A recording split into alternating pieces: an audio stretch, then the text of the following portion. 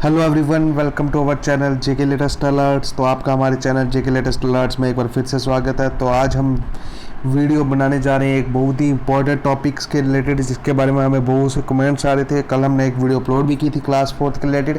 तो उसमें हमें कैंडिडेट्स पूछ रहे थे कि सर JKPSI सब इंस्पेक्टर का एग्ज़ाम जो हुआ था उसके बारे में भी इंफॉर्मेशन दें, और जो JKSSB क्लास 4 की है उसमें डिटेल थोड़ी सिलेक्शन लिस्ट के बारे में बताएं। तो आज सारी जानकारी इसी वीडियो में हम आपको देंगे, तो वीडियो को पूरा एंड तक देखना, कोई भी टॉपिक आपसे मिस ना हो। और अगर आप हमारे चैनल पर फर्स्ट टाइम विजिट कर रहे हैं तो चैनल को लाइक सब्सक्राइब ज़रूर करें और वीडियो को लाइक और शेयर करना ना भूलें। और अगर आपकी कोई क्वेरी है तो कमेंट सेक्शन में कमेंट कर लें। साथ में जितना हो सके इसको शेयर करें ताकि ये वीडियो सभी तक पहुंचे। क्लास 4 के एस्पिरेंट, JKPSI के एस्पिरेंट्स जो भी हैं वो सभी इस वीडियो को देखकर अब ये जान लें कि कब तक लिस्ट आ सकती है। दोनों ही बहुत इंपॉर्टेंट एग्ज़ाम्स हुए थे और बहुत से कैंडिडेट्स ने एग्ज़ाम्स के लिए जो है वो पार्ट लिया था। तो चलिए वीडियो को आगे बढ़ाते हैं और स्टार्ट करते हैं हमारे टॉपिक से।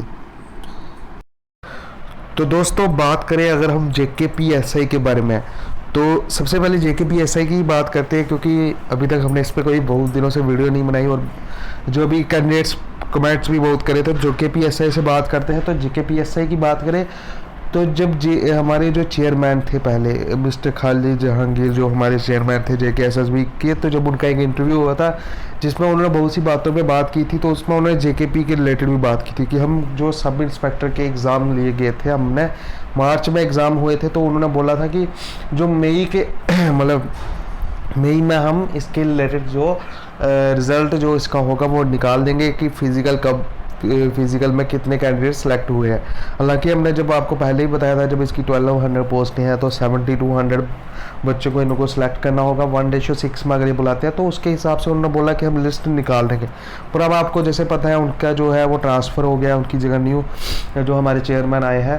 तो मैं तो चाहता हूँ कि जो मई के एंड तक है वो रिलीज़ हो जाए, पर अभी जैसा मेरे को लग रहा है अभी जो थोड़ा काम में डिले हो गया है प्रोसेस में, तो मई के एंडिंग में आप मान सकते हैं। जैसे अगर 25 मई या 26 मई के बाद आप मान सकते हैं, जहाँ आप मान सकते हैं कि जो जून के 10 से पहले पहले इसकी जो फिज़िकल की लिस्ट है वो रिलीज़ हो सकती है कि फ़िज़िकल कब होगा, और जून में फ़िज़िकल हो सकता है।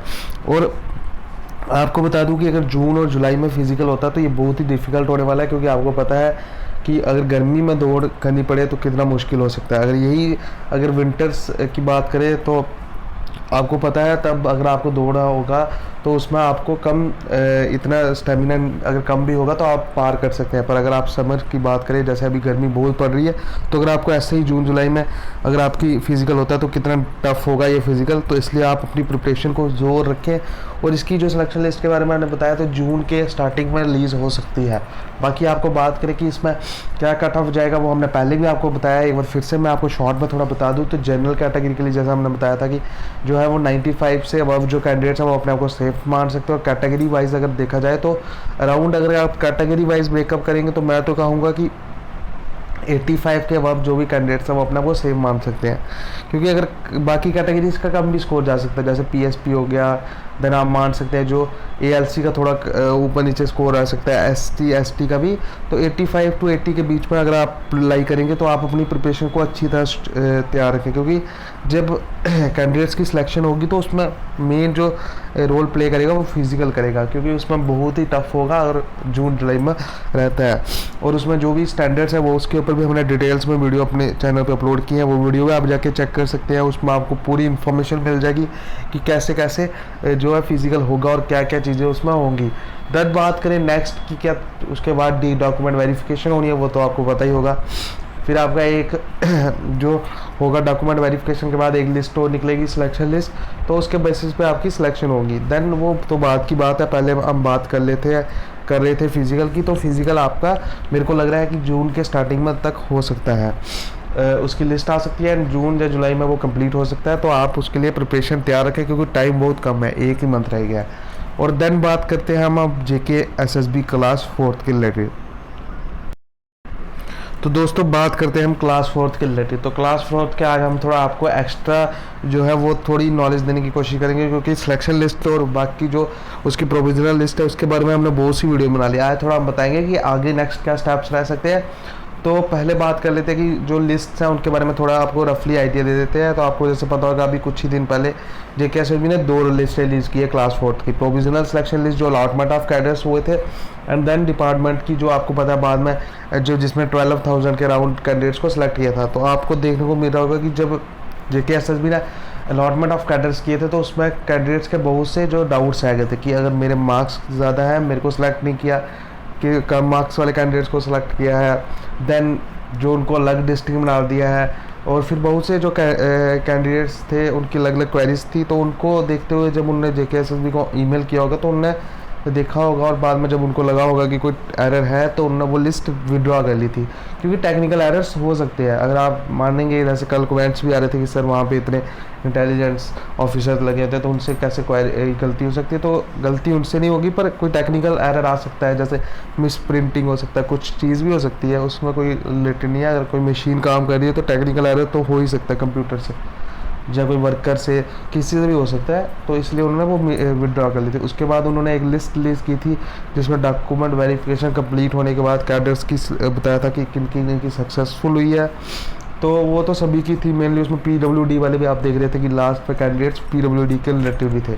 तो अब हम मान सकते हैं कि जो अलॉटमेंट ऑफ कैडर हो सकती है उसमें JKSSB क्लास 4 और PWD दोनों के लिए लिस्ट आ सकती है। ये हालांकि कोई ऑफिशियल स्टेटमेंट नहीं है, पर मेरे को ऐसा लग रहा है कि क्लास 4 के सेकंड DV जिनकी हुई थी और जो PWD कैंडिडेट्स हैं उनकी दोनों की अलॉटमेंट ऑफ कैडर्स आ सकती है, क्योंकि दोनों की लिस्ट उन्होंने इकट्ठे रिलीज़ की है अभी सेकंड वाली। तो उसके बाद अगर आपकी लिस्ट जब आती है फिर आपको अलॉट होते हैं कैडर, तो आपको आगे नेक्स्ट स्टेप्स की बात करें तो दोस्तों आपके लिए मेन है कि आपको साथ साथ नेक्स्ट चीज़ों के बारे में भी ध्यान रखना चाहिए कि जैसे आपके अगर किस डिस्ट्रिक्ट में आप आ रहे हैं उस डिस्ट्रिक्ट में कितनी सीट्स वैकेंट हैं, कौन से डिस्ट्रिक्ट में अगर आप फॉल कर रहे हैं वहाँ पे कौन सा डिपार्टमेंट आपको लेना है और किस डिस्ट्रिक्ट में आपको कौन सा डिपार्टमेंट चुनना है, उसके लिए आपकी प्रेफरेंस दी जाएगी, डिपार्टमेंटल प्रेफरेंस जिसको बोलते हैं। उसमें आपको डिपार्टमेंट प्रेफरेंस चुनना होता है कि आपको कौन से डिपार्टमेंट में जाना है, एग्रीकल्चर, देन बहुत से डिपार्टमेंट आपकी डिस्ट्रिक्ट में जहाँ पे आपको कैडर मिला होगा उसके हिसाब से देखना है।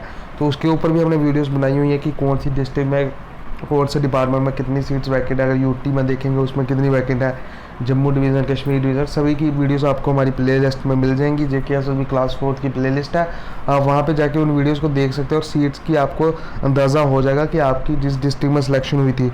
क्योंकि जो बहुत से बच्चे हैं जिनकी फर्स्ट जो लिस्ट निकली थी जिसमें सिलेक्शन हुई थी अलॉटमेंट ऑफ कैडर्स, तो आप मान सकते हैं कि वही रहेगी, क्योंकि उसमें थोड़े ही चेंजेस होंगे, ज़्यादा चेंजेस होने की गुंजाइश नहीं है। 90 to 95% कैंडिडेट्स सेम ही रहेंगे दोनों उस लिस्ट में, और जो न्यू लिस्ट आएगी उसमें।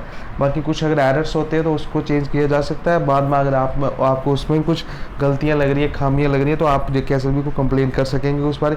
और अगर आपको कोई क्वेरी है तो आप हमें कमेंट सेक्शन में भी पूछ सकते हैं। देन बात की जाए डिपार्टमेंटल प्रेफरेंस के बाद क्या होता है, तो आपको बता दूं डिपार्टमेंटल प्रेफरेंस के बाद आपकी थोड़ी वेरिफिकेशंस होती है, जैसे पुलिस वेरिफिकेशन, CID वेरिफिकेशंस, आपके डॉक्यूमेंट्स जाएंगे, आपकी जो डिस्ट्रिक्ट होगी होम डिस्ट्रिक्ट वहाँ पे वेरीफाई होंगे। फिर जहाँ पे आपके सिलेक्शन हुआ है जिस कैडर में, जिस डिपार्टमेंट में, उस डिपार्टमेंट में आपके डॉक्यूमेंट सबमिट होंगे, उस वो डिपार्टमेंट आपकी थोड़ी वेरिफिकेशन करेगा। देन फिर अब आपकी ज्वाइनिंग होगी, अगर आप सभी वेरिफिकेशन को पाल कर लेते हैं देन आपकी ज्वाइनिंग होगी। ज्वाइनिंग के बाद भी आपकी बहुत सी वेरिफिकेशंस होती है, आपकी एजुकेशनल वेरिफिकेशन होती है जो आपकी बोर्ड से होंगी। बोर्ड के बाद आपको और भी बहुत वेरिफिकेशंस होंगी थोड़ी, जो साथ साथ चलती रहेंगी, जो 5 to 6 मंथ्स आपकी ज्वाइनिंग के बाद। और फिर आपको एक साथ पे वगैरह अलॉट हो जाती है। पे तभी अलॉट होगी जब आपकी सारी वेरिफिकेशंस कंप्लीट होगी, क्लीन चिट आपको मिल जाएगी। और जिस डिपार्टमेंट आप जाएंगे, जिस पोस्ट में जाएंगे, जहाँ पे जाएंगे वहाँ पे भी आपकी वेरिफिकेशन होंगी। तो मेन जो सिलेक्शन का होता है वो होता है जब आपको कोई डिपार्टमेंट मिल जाता है। डिपार्टमेंट के बाद जब selection list JKSSB last selection list निकालती है, उसके बाद आप मान सकते हैं कि आपकी सिलेक्शन कंप्लीट हो गई है। क्योंकि उसके पहले अगर आपकी कुछ भी वेरिफिकेशन गलत होती है तो आपको बाहर का रास्ता दिखाया जा सकता है। और अगर आप बाद में प्रोविजनल पीरियड जो आपका 2 ईयर्स का रहेगा, उसमें भी अगर आप कोई इंडल्ज होते हैं कुछ रॉन्ग एक्टिविटीज़ में, तो आपको वहाँ से बाहर किया जा सकता है। तो ये मेन है, थोड़ा हमने शॉर्ट में आपको बता दिया है कि क्या क्या रह सकते हैं स्टेप्स नेक्स्ट। क्योंकि ये हमने स्टेप्स जो है ये हमने पूछे हैं जो फर्स्ट डॉक्यूमेंट वेरिफिकेशन के बाद बच्चे सिलेक्ट हुए थे। मेरे दोस्त जो सब्सक्राइबर्स दोस्त थे उनसे मैंने पूछा कि कैसे कैसे सिलेक्शन हुई, क्या क्राइटेरिया रहा, तो उन्होंने मेरे को थोड़ी इन्फॉर्मेशन दी है, उसके बारे में मैंने आपको बताया। तो अगर आपको नेक्स्ट किसी जॉब प्रोफाइल के बारे में जानना है कि अगर आप इस डिपार्टमेंट में जाने चाहते हैं, उस डिपार्टमेंट में क्या प्रोफाइल रहेगी, कौन सी पोस्ट में आप जाएंगे, क्या क्या काम करने को मिलेंगे, तो वो भी मैं आपको बताऊंगा। उसके लिए आप अपना कमेंट सेक्शन में बता सकते हैं कि आपको कौन सी पोस्ट के बारे में जानना है। जैसे अगर आप क्लास 4th के लिए रेवेन्यू डिपार्टमेंट में जा रहे हैं तो वहाँ पे क्या काम रहेगा उसके बारे में मैं आपको बताऊंगा। बस आप हमें पूछ लो कमेंट सेक्शन में जाके कि किस डिपार्टमेंट में आपको चाहिए, तो हम आपको उस डिपार्टमेंट के रिलेटेड वीडियो ले आएंगे, क्या जॉब प्रोफाइल रहेगी, क्योंकि हमारे जो सब्सक्राइबर दोस्त पहले के लगे हैं उनसे हम पूछ के आपसे शेयर कर पाएंगे। तो मिलते हैं आपसे नेक्स्ट वीडियो में, तब तक आप अपना रखिए ख्याल। जय हिंद, जय भारत।